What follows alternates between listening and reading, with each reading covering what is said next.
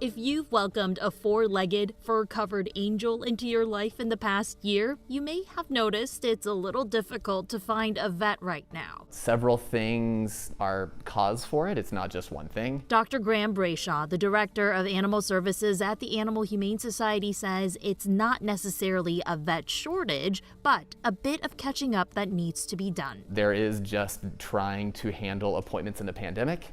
We have longer appointment times than we had previously. We went to a fewer number of appointments per day, even fewer number of spay-neuters per day that we can do at a given time, because you can't just have a crush of people come through and transmit who knows what to each other. And of course, the pandemic pet boom. Animal ownership has consistently been rising, but it really took a big jump up with the pandemic.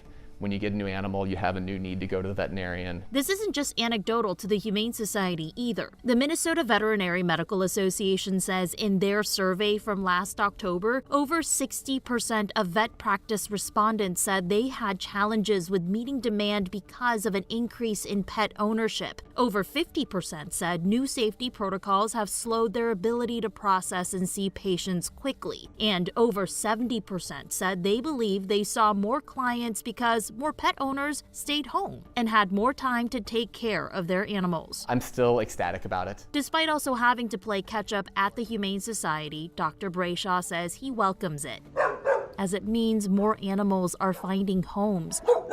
Which brings us to the next question of whether those who have picked up pandemic pets are returning them. Headlines like these have been making the rounds, but Brayshaw says at least at AHS, that's not true. Our fiscal year, which is July to June, but if you look fiscal year to date this year compared to previous year, our return rate for this year was 8.6%. Our return rate for last year was 8.5%. A 0.1% return rate is an absolutely tiny handful of animals, less than a dozen animals we're talking about.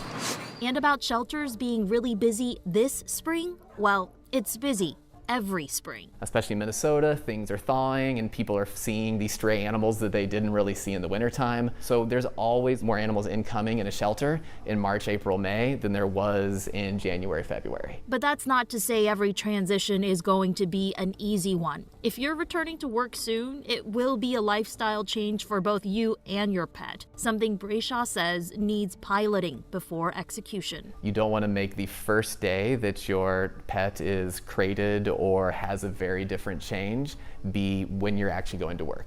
Do some trials beforehand. See how they do for 15 minutes in a crate. See how they do for 15 minutes alone.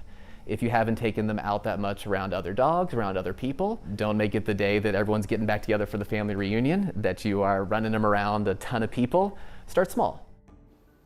Another great bit of advice that comes from both the Vet Medical Association and by that doctor is just try to be patient with those doctors. They're people too, and they're also trying to adjust to the same changes everyone else has been for the last 14 months. So good human advice there.